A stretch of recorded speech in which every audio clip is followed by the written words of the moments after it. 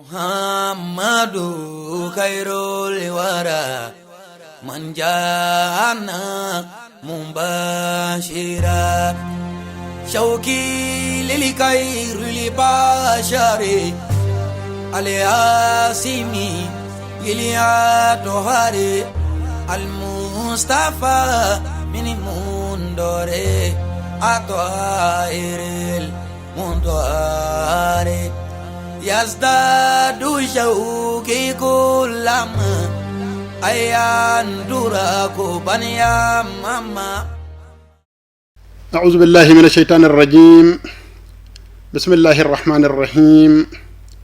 الحمد لمستحقه والصلاة والسلام على أفضل خلقه محمد بن عبد الله الداعي إلى عبادة ربه وعلى آله الأطهار وصحابته الأخيار ومن قفى إثرهم إلى يوم تفوز فيه الدعاة العبرار وتندم فيه العصاة الفجار. وبعد السلام عليكم ورحمة الله تعالى وبركاته. السلام وأمتعيني الله سبحانه وتعالى فيك بشيطان ترم ولا تسلم من عدمنا أم بعدمنا الله سبحانه وتعالى تكبرك ماي أصبتك على كرب ما صلى الله عليه وسلم كمؤمن حكيم كبارة وبارة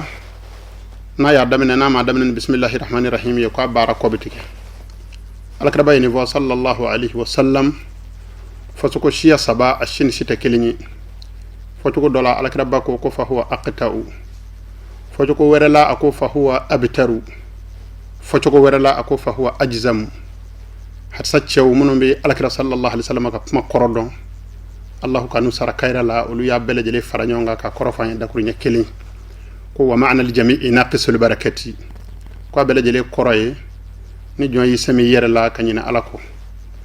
mu'min haklimani mi ka kodam ne Allah subhanahu wa ta'ala to baraka may ko bara baraka bi naqashi barsab Allah subhanahu wa ta'ala bi boala yuwakkiluka ila amalika bi sami ka baralla assalamu muhammad ndim ne Allah subhanahu wa ta'ala bora ko balaw yakele ko balangoloy ne Allah subhanahu wa ta'ala dona ko fitinina insha Allah ta'ala o ko bi baraka soro jango alaka barka da kan di amma anga barala mazame alala ka anga barada menene Allah subhanahu wa ta'ala to barka may al barakatu hiya al khairu nafra baraka al islamiyya fe way herade ni Allah subhanahu wa ta'ala dona kula ko kera here ya rabbi alama bena sababa ma ambi Allah subhanahu wa ta'ala tanu alan tanu ka solka alaka rabbaka sallallahu alaihi wasallam qur'an nasula Allah subhanahu wa ta'ala ya nyini amuhul mandu ve ko alera ala naka mele ko be solka ala baka ko mu'minu mun ndara ala ka ala yala nan ndara ka kira yala ko vana ka solka ala ka sallallahu alaihi wasallam gindo baben ko mayna mun mandimu soli hikma bade bala Allah subhanahu wa ta'ala ka fani ko nga solka ala ka ala ya jirana ko ali Allah subhanahu wa ta'ala nyuma ndom masay ko ali ta fitr wali afa ko mo horsatuma sangana no fe na yakasoke ayake on no fe na bugora no fe nan no fe alakrabban nan na de ila kalimatillahi azza wa jalla alaka kuma kortal kama kasi an ala jongma kuma ala ya do kanga sanut se ko sara anga wart se ko sara mum se ko sara du ko alakra de la ko fa sahaba ye ridwanullahi alaihim allah subhanahu wa ta'ala ka jembe alakra ka sahaba ka alakra ko ma ko man asda ilaykum ma'rufan fakafi'uhu mo hosatuma mandum ni may ñu manga ay ayaji ya kan ñu manga la sarafa in lam tastati'u fad'u lahu nama se kan ñu manga la saraf may du ko kay ja du ko de bi ñu manga la sarabo mamena ni sanu de sera mamena ni war chama de sera wala allah subhanahu wa ta'ala ya ñina ve qur'an nasula ko nga solike alkrabaka hukumu kono wa allah subhanahu wa ta'ala dal gazan ma labatul kama am solike alkrabaka ka solike abona sanmonga ay du ko kana abona sanmoni am du ko ka sahaba getrowiye muno nya deme kamba mro foshi ko yira ko di alama onni anu farkulo jango la ilaha illallah ka korta fasira o mabi anga nga kanyum man dona wiye olu fana ma ambi ko ke uye hinani kishi chama be Allah subhanahu wa ta'ala fe Allah subhanahu wa ta'ala ko ke uka ani jomunu no tukurane jama kul sanumayna ni la ilaha illallah minani kasiki la ilaha illallah dara ko jukoro o jonyumo ambi ala deli ala ka kishi nema ke olu fanaka fokata se doma domi ni jomunu ñu ka bara bele jele bla ku ñeshi mo welel makata alama olu bunu tegeja alay domina ku ka sara sanuma mene ni nemay anan kishin aka tuku fukata se odoma o dongale fana jom munu ni yera kunto unni dungo bulu munu ni yera kunto ala kotala munu mbalona yera sako kala olu fana be nimisa ka ben odoma ambe ala deli nemay ni kishin ngana tike fukata se odoma namboro la mi foldi alakaba sallallahu alaihi wasallam ka aywa mande zanmu aslama forba jamakulu ambe foldi bele jele ma ambe befo ni islamia ka foli kenegarale ikhwani almuslimin balma alislamu وفقني الله وإياكم الصواب في جميع ما نقول ونفعل الله سبحانه وتعالى ديلي على كان بسبب ما أنغا فوتا أنا كتلا هذا أخوكم في الله عبد الله بن محمد الأمين كنت نيا دنگا أنا بالمكي عبد الله مي محمد الأمين كنت دني انتصب لكم فوق منبر الفقه المالكي السكراي دوني بارولا دوني بارو من نابك المام مالكي كا دين فاميا سركا بناء على قوله تعالى أجوما في الله سبحانه وتعالى كبمك الله سبحانه وتعالى بمنا السلامو جونغا كوكو كلوما جو كوك مالامي أصبت القرآن النسول الله سبحانه وتعالى على كربما فلولا نفر من كل فرقة منهم طائفة ليتفقهوا في الدين على كرسة ما بلولي سان دولا على كربا صلى الله عليه وسلم ما كدورا تشي دولا كسابا وتشي كتالا تارخو بندي ويلي كو سريا على كرسة ما صحابة دو فرانيونغا كاكا تشي كان كرنغرلندي وما كو تشي كتا دوغو ورينا كتشي o cide mbotola sahaba bele jele kanuna ala kira sama ka cilla sella jama kulu famba be boraga faranyonga kata ala kira baka cilla utara ka fedo to uko o fey fembilbele baye ko bonya jirana ko bonya jira ala kira sallallahu alaihi wasallam o ka kala gafe kono ila qiyami saati kata se la harasanga doma allah subhanahu wa ta'ala in qur'an aya indi kabbe o do de ma momina ni jama kulu bota fanga bunyana الله سبحانه وتعالى على كربما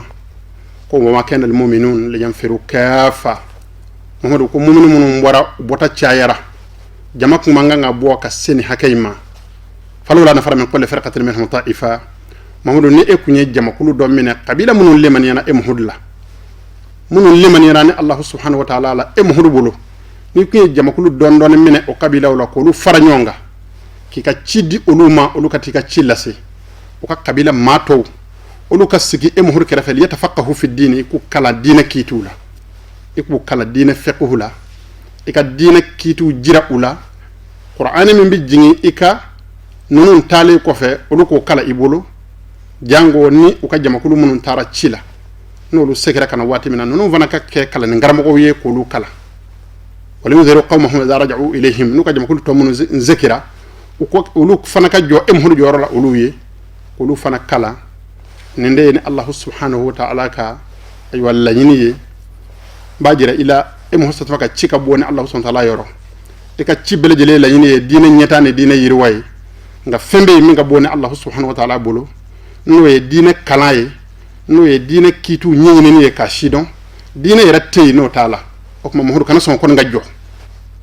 subhanallahi ni mami hakli nyumay allah subhanahu wa ta'ala ishara ke kata kala de ma kajira alakira sallallahu alaihi wasallam nin qur'an aya imba jirana foy kana na membe kala jo hodo ko na gele chuko ni ngara fi sadr al ulama al islami islamia so bada jonaw aya soro ko ka gele foka fa ka gele aya soro wati kurume foka fa kurume nga ala ya ka kira kala ko fewo fe nana na noyo kwa kana son o ka kala jo ni hikma benna ni ba jirana ka fa dine famiya kala o nyefela de atseke ke ko fela yen ka tase dugma ko mele kelima aslam forba nyama kulu mu'minu o min bayni ka kofe aywa kofe sebi o min bayni ka kerfe deni o de yambla ni ngalam blo zikilila aywa ni ziki yorayna aywa qanati sharfila la amidu ko ke ya rabbi allah subhanahu wa ta'ala ka barka do telina ala ka barka do asigi bawla aslam forba jama kulu mun varla nyonga kan mbara sebe zigi senga ala ka barka do anula ala ka nyona chama no ko ya mo satama ka dine kono ala ka nyona chama no ko ya alislamu wi alislamu ka fiku joro bunye jirana ka fiku joro korta jirana don sido mo ko kerengar liana don getra do kuma veya ala sa touré allah subhanahu wa ta'ala ka hinana kana faridan li asrihi sa do ko getra de ala sa touré ko as-sunnatu hiya sharihatun lil qur'ani ko sunna de qur'ana nyefo wallahi sa do sara kana ko jugo ala kira sallallahu alaihi wasallam joran ni qur'ana aya nga ka korfo amande woni ka laban ka anjidi ida hani je ali la qur'ana aya korola alakra ko hadsa kana man nashi jela ko man yuridullahu bihi khaira yufaqihuhu fi din nim hun mandum Allah subhanahu wa ta'ala ko nga fere dabal betike ko mana banamini nim hodunye ngana son ka kalanjo wa mina kalan valer foy man yuridullahu bihi khaira na Allah subhanahu wa ta'ala jora mawo ma demenika na Allah subhanahu wa ta'ala jora hera fitina baba kelika mawo mai yufaqihuhu fi din abati la famuya dinena abi dina shi don di atigila mama alakra sa ma kuma koroy munyi hera bela jele hera bela sanada o de dina famuyay aslamu kuma kunda la suryana ni qur'an ayay na harsa jele ni nde dalu jele fiqhu kalana dalu jele sorole fiqhu kalana qur'an nasula kalaba ka dalu jele sor fiqhu kalanina alakra sallallahu alaihi wasallam ka sunnatul mutahhara la alhamdulillahi rabbil alamin ودي ياملا كبرنامج سكي كبرنامج سكي فقه كلانيكا وهذه اسم البرنامج جملة من تمنع نفسس أنه دي المنبر فقه المالكي نندي أيوة سكي نرد تقوي أمي دكوني نافسا إن شاء الله تعالى نبارة دمنني إن شاء الله تعالى على كرك ديننا الله تعالى صنامان على كدمن فرلاندكا نبارة أبيتو السنة من ياملا على كسكي تقودا المالكي كتاسر الله لكونه أسبق مذهب سبق إلينا على يا شيري تاسرا ولمته على يا شيري في سمانديات تاسرا ونيونجي حكي ما بلد لي بعدون عندك كما دوك ما كلو مينغا او دوك ما كلو كودنا وبي بعدون كافو المام مالكي تاسرا ديكرا تاسرا فولاي من كونا كسي أمايا على كرا ستمانا كسابا وكودني كو امام دار الهجرة تلتمني كو aka kalani ye dine gana ka dodo nyombolo fo ala ngana kan nay fo farafiyat libiya van dayla la ilaha illallah ye mujahiduna mununduna ya mutasawwifuna mununduna ya unana ni dine famuya mi kana di amma famuya min kona kana o de mazhabu imam dar al hijrati aywa alakra saltama ka hijra du no madinatul munawwara o almami no malik ibn anasi o de ka dine famuya kona ka se amaya wa alayhi ya abudu jullu sukana ardina rabbahum ala ya shere fana anga sigida ma famba anga dugma kolo min nanzigi maka amma famba bu daba ma bato nin tasira indika وكذلك أيضا جل محاضرنا لا يدرس فيها إلا كتبه هل أنغا دين بلغنا كلا يرو نيدونا كرنغر لينا أن يروك جمانا كادب من كاي كتا كدال نيدونا أبلغنا كلا يرو لا دون جترو منو نيتلوب أتوغلا إتلين منو نتلب بنا أني منو نتلب كونيني نيتار أففنغا كلا يرو لا إبا سورا ني أفورا كوني كتابو كلا يرو دين كتابو بكلا يرو إبا سورا فويتي كلا يرو لا المام مالكي كا أيوة دين فاميا كتابو كو وحتى المكاتب المبيع للكتب هل يدون السقفية كون أنغا كتاب فيري رولا ها لا تجد فيها متنا فقهية إلا المتون المالكية وشروحه كي مكوب على كي بفقو كتاب يني كي بفقو نص يني ها ني كتاب فير لاجي يا مريو كو فقو كتاب يني كديا كان ما ورتوفو أبينا كتاب من توي كورا ني كمدو ابي بيكون نظر على المام مالكي فقو كتابوي وي الله يرك الله تكي برسبو ما من كنا كنا وسنغنا كنا نايدي ونانا ناي بالإخلاص التامي ni ala dana ya dakene Allah subhanahu wa ta'ala tin mangala saraki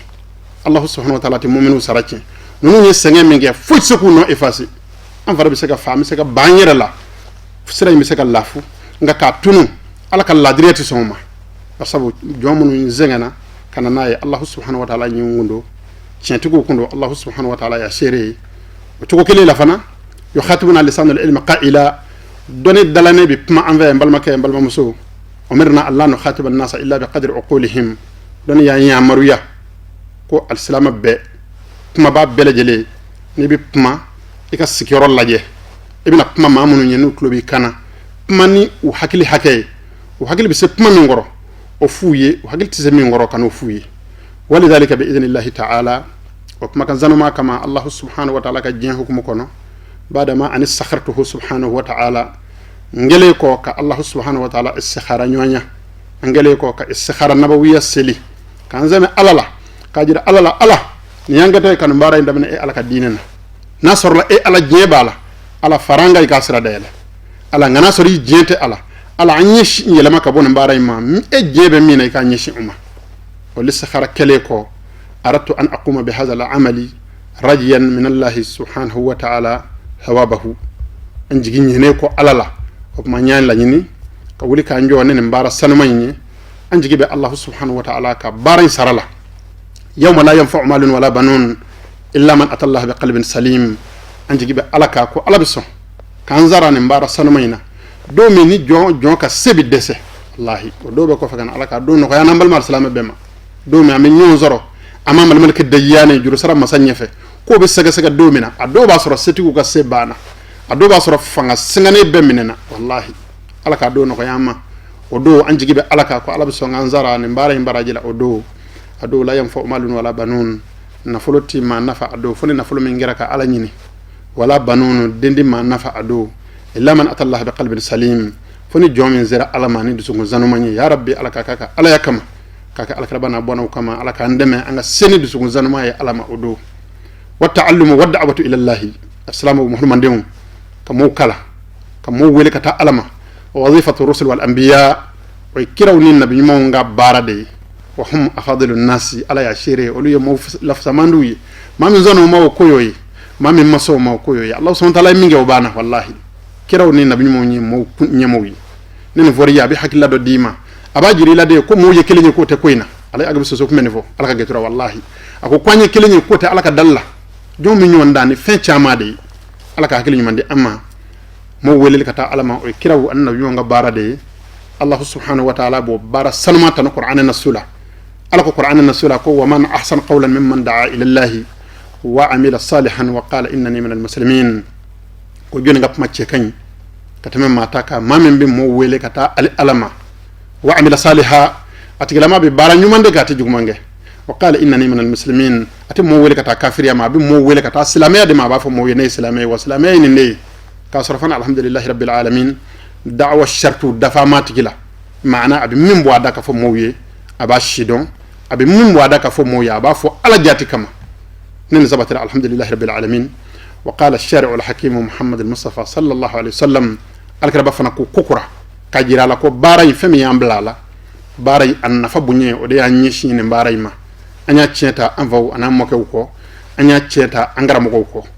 الكرا صلى الله عليه وسلم باراي مبوني فاني كا نفا فاني فسكن ما نشي الله محمد صلى الله عليه وسلم مندوم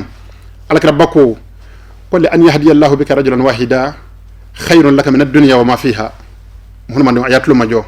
الكرا سما بك ما alakra ba ma yantaku anil hawa in huwa illa wahyun yuha na alakra ko ngo ala de ba fay alakra bako kum iki chesri ikan nyina ma bele jele kono ka kalan ka don soro ki chesri ka mo wele kata alama ka sababu ye kam ma kilen dama kana kata alama khairul laka min ad-dunya wa ma fiha ko here ka bo ye katame je ana ko na fin tigiya kana ala ko je na ko na fin faranyonga ka dukele ki ka dutigi ko ni sira kam ma kilen kana kata alama ko here ka bo katamo ka na alakra man vo ne ma da ko magaran na ko mi kandige alakra satuma de bisaka na vo alakra bay mi vo ndara la wallahi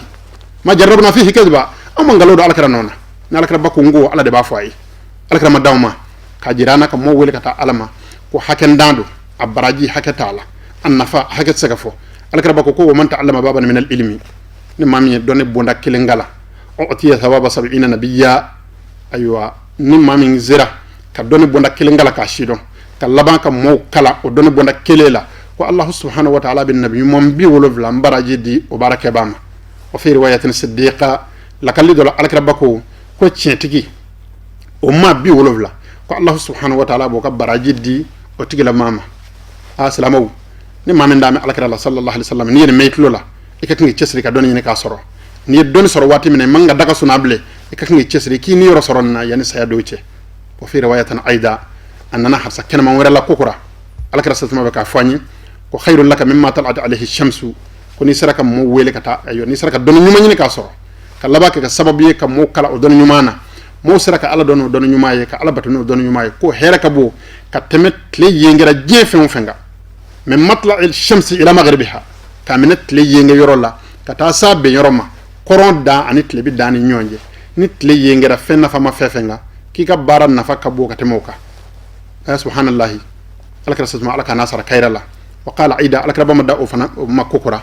على كربا سلا كاجيرانا كوكرا كو ادالو على الخير كفائله ني سركم ما بلاسرا دون نيما زورو ليكو واتي بمبي جيندي دون نيما سورو ليكا كاجيرام مولا باراي فانا شرطو دي بالا باراي فانا كمينه دي بالا ا كمينه تي مامي بولوتي نا مانكا فاقد الشيء لا يعطيه فمن دي فيت سغا دي ماما السلام ايتو nga hakil to anyerla ايتو nga hakil to anyerla ni mama يتلوكي يرلا ني سر على في بن مسا والله السلامة تسمينا كان يرب لا العالمين كربالا لا يكلف له نفسا إلا وسعها على تجمع بلا كولا في بسمينا ni bisemina jije ko deke doni nyuma man nako ya mamima o tigila ma tsega ke ma wele baye kata alama doni chamandi sorala ala ka 120 bilbil badu ala ka norodo na Allah subhanahu wa ta'ala yi deme isra ki yira kun karaba ka noro karamo wala o de ya marhala folo folo yi abi soro anyini yoro de la jega be nyini jide kono ka do kalana ka kala nyuma ke ki cesri mana don sanama fitini min zoro alhamdulillah rabbil alamin ala bison ki ni do ni barayna alakaba ko addalu al khair ka fa'ilihi ni sira ko don sanumata ko dimmama no tigila maye bato kene oyi o tigi mana bato o bato ina o tigi mana barajo soro allah subhanahu wa ta'ala bi o nyana di efanama assalamu bi hadhihi an-nusus thabita kana hatman laziman alina an nad'u ila allah bil ikhlas faqat ni mamin nasu sanuma novle alakaba sallallahu alaihi wasallam nona asabati le do ima ikale bane dakene do ko ala kira sallallahu alaihi wasallam ta ni do ngofo ibado ko fu nyininde wajul kelaw fe fu nyininde ma kala ngaram ko fe anga mo wele kata ala man ni dusu ko njele ay dama abana anga ko toto ala rebulu ala ko nye fanye wa ya fanye dalane mi ngaay dalane labin ka sanu ya ka di ama dalane ati srabla dalane ati jenge dalane ati ngalotike ala kira sallallahu dalane mbeti wa nuhassinu fihi raja'ana amba anjiginya anga jigiya amba chenye aywa allah subhanahu wa ta'ala la fima baqi min tura ni allah subhanahu wa ta'ala ko ni mbara ni kibaru sanman num blakana de on makaba mina na fanye o sadqul aminu ye chinti to atenga londige foy mato fanga bara ngi anze ko dama jirala min tura ko fe kan jiginya alala haytu takallama imamuna kada munga anga nyema mana anga nyema mi nati aywa ngalovo aywa allah subhanahu wa ta'ala mi laydu fanata o ala fana chinti ya kuma sabati ayra kun ka qur'anin nasula ko wa anna allah la yudiu ajra al mu'minin ko ala danamu munu ñu bara ñuma ke ka soru damen allah subhanahu wa ta'ala la ne allah subhanahu wa ta'ala ka bon ka fo kombolu ka ñuma sarachi wa durus insha allah ta'ala assalamu ne vamuna na ya don ko kumi ñambla barayna ni o famuna sataduru insha allah ta'ala wala da munu mina sik aye hon man dewu ne membaru 120 membarul fiqh al maliki ni aywa gafedu ni sik yorodo ni kalamblodo wala da munu mina aywa munu akono wala da munu mina kala akono sataduru ala iddati fununi insha Allah ta'ala najar Allah subhanahu wa ta'ala wala da no mina munu fani dama don nyonje awalan afala al fiqh al maliki Allah subhanahu wa ta'ala ka getura imam darul hijrati o ka fiqhu ala sanama mina wala da jo aye al imam maliki ka fiqhu ka bar sabu abo de don ayo tienta afana moke ko abo de famiya hakili se femi ngoro ando fay الله تعالى السلامة نانجورا دومنا كامنا كما يفقه لا أمنا كما كتاب الأخضري دلا الأخضري كتاب مختصر الأخضري في العبادات ني دون جتروي الممالكي كتاسر دون بعدو كما يفعل بنا أيرك نينما ينفعي إن شاء الله تعالى أي غفد لا غفين الله سبحانه وتعالى بركة دو غفينا نيكو الأخضري أن في جمانا ينغايا ما هو ما يدوني نن دوني ناب دوني نغلا ما دوني كولا بعدو يكتاب من تقفو كتابو فتيني نو ni ya yere gafe ka doko nga Allah subhanahu wa ta'ala baraka min do ala convince ka kari ka boama doni ba fana tse ka kari ka boama ni kisa fitini domme la kal fitini domme kitabu ngunga yimni so jasamitu mimman athaqu bihi ala ya shiri nyame ma fe ndame mamina nga karama ko do ya fanya murtani jamanaka ko la khadar tigi mamna na ya ka gafe sebe natlala ko ya waraqatu ta kana jira ay rawulu bala ko bay kitabu mine bay vana ko ngetura akala ne kundo ay kitabu gafe dayele ka laje من ألفها إلى يائها كامنا دمنا نكتاسي على باما ممنا نات لا أي دينغ ويلي كاكا كتاب سكاما كو عبد الرحمن أكو نعم كيكا غفي مني كتاناي كما أتيت بجديدي كي منا نكوراي إتا منا تشو تامان نودلا ألا كجتورا كا غفي مني أيلا أيا كا غفي مني تاراناي أيا دون كوالي غفي لا كومي غاما ناباي ميفامو كوفلتا كيلين علي غفي لا دي ابتغاء لوجه الله عز وجل كا على نيدا نيني علي مام توكو نيني ناي ما جامو نيني ناي الله سبحانه وتعالى أكا جيجيا تشنتيجي أكا كتابولا ممن ناي كتابي زبكا بلا أتلي تمني أمبا جاتي سانغ منان نكوبي كارونا عشري دون باوديدو إن شاء الله تعالى أيو ونيفو بكوفي كنا أو كتاب سنما أمينا ولادا دي جو أو كتابي نغا لخدر دكا درسان بعد درسي دوني فوق تعالى لخدر أيو دفا ثانيا إن شاء الله تعالى ولادا جوسف لنا منبر سانفي وبنا بولي على العقيدة الأشعرية imam abul hasan al-ashari ka tawhidu allah subhanahu wa ta'ala sona an fauna mokew wi ala dana ya doni min cienta ka blanye ya ni ala ka sunna jeledo naka kan ka fo mo wi subhanallah fi ma mi vila nona kana na sirata ka bwala allah subhanahu wa ta'ala ya shere aqida ash'ariyya aywa tawhid ahli sunnati do sunnat ka tawhidu do alhamdulillahi rabbil alamin amina aywa ala kene yaddi wala da joseph lana bina boli odeka awalan namina jo ka domina na ngambi puma tawhid ash'ari la domina amina puma ala sharh al allama sa'd ture ala sa'd ture sharh minge aywa aqida ash'ariyya la lakhdar kitabu la fi matla'i kitabihi halul masaili ay lakhdar sharh min la na ya tokoda ko halul masaili o kitabu dondala puma min nasir allah lakhdar ka dakunya kelema lakhdar tigi tawhid belajele fo dakunya kele ako awwal wajibin ala al mukallafi tashihu imanihi ko fen volom bi wajibi baluku ka ko de kwa ka kale manake ne ya sa turukun yo getura de kana madid al ba'i fil ilmi adusukun ku akwadisukun vereme donna sa tur sele o dakurnya kelema annani aqida ash'ariyya ala al ikhtisar ka kundala surunya insha Allah ta'ala amina nangwami ma tawhid ko dongodo amina de ama insha Allah ta'ala no bana thumma muqaddimatu risala ani arsalat tika madonda arsalat tika kitabu adondala arsalat tika geturaye don ku nyaal labo ala ku ala kala salama deme nen ngetura noni o fanaka kitabu dondala ay muqaddima minge puma nyebla puma minfo allah subhanahu wa ta'ala kelbandi yakunga insha Allah ta'ala nan dona tawhidul dongodo aywa ni ala ya ke sa tureka kitabu ko kamal lambolo sa ko wala day ndakene ko amina arsalatika muqaddimatu ko ola wal babu alladhi yaliha arsalaka tika muqaddima bane ko annana ni buna wore katuko wala buna la ba ko babu ma tantaqu bihi al-alsina wa ta'taqiduhu al-af'ida min wajib umur ad-diyanati ko ni bunda yemina sabe ay muhammadin bunda abi puma munga ma tantaqu bihi al-alsina dalane unga kinga puma ni femi wa ta'taqiduhu al-af'ida bisukun unga kinga femi ziri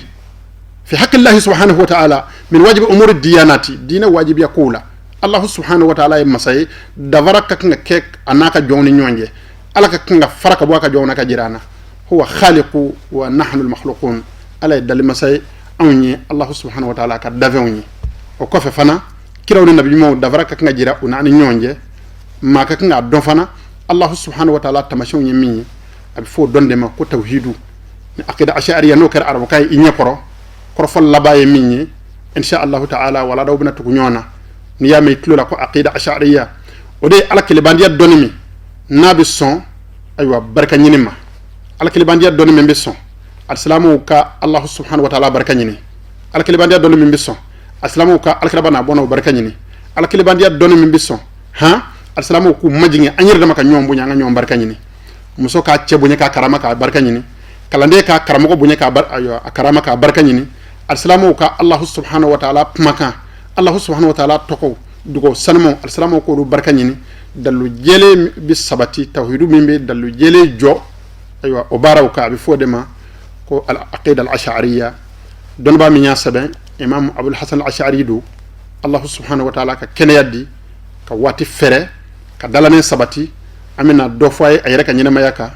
aya sabe wati min vana konna abina don kwa sabe na qurun muzakati kono alkira satuma kam mande ma fsamandiw olu do wa sabe na olu tlede la wo ma fsamandiw de yinu unye wallahi la ilaha illa huwa ngalo ko da kunde bise ala alkira ka dine bunya ngaloma ngalo tsaka tutike ka aywa teme olu nu nyanja ka sebima o tiende be gafu kono insha Allah ta'ala nani ni mola dan nundi amma tawhidullah ni ala yake ko noko yara ko Allah ye keneyadi insha Allah ta'ala kutubu fana bina tugu ala al kutubul mustaqilla al musannafa fiha kutubu munun vana gafe munun vana ni don bo ye bigita ka gafe sebe tawhidullah kal idaa ina fa idaatu du jannati wa ghayriha anuna nyana aywa insha Allah ta'ala ni ala yandeme wala dañi abina aywa tamani jogode ka doni doni abina tamani jogode ka doni doni insha Allah ta'ala foka se anga la yini sorolima ni ala kene yaddi insha Allah ta'ala la yini sorakono wala da jose zabana obina boli haqiqatu tasawuf ka sufiya yare haqiqa sufiya fembay a cega nga fo moye mo ka nga kalana ka shidon jangu ka tama coko soro kata alama o gafew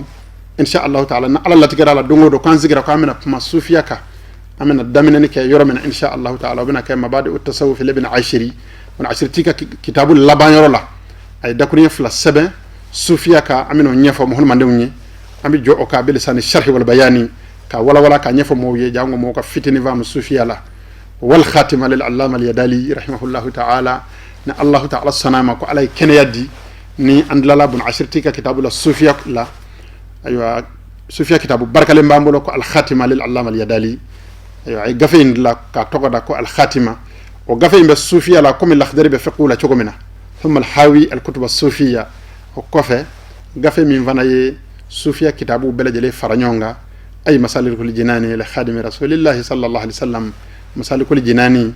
aywa sheikh ahmad bamba ka kitabu do mingo be al-krasatuma khadimiyya insha Allah ta'ala ni ñi aywa wala da jose volaye mbo korfok nguru ya kaddu ko ñini arsama furba jama ko lu fe kaddu ko ñini angara mako fe anya jeñi na angara mako mono ve kan zaman mbaray na nu yande mana insha Allah ta'ala korfo ñefela bina wala am ya ñini ala fe ala ma bena sababa ma rabbana khairul wara man jana mumbashira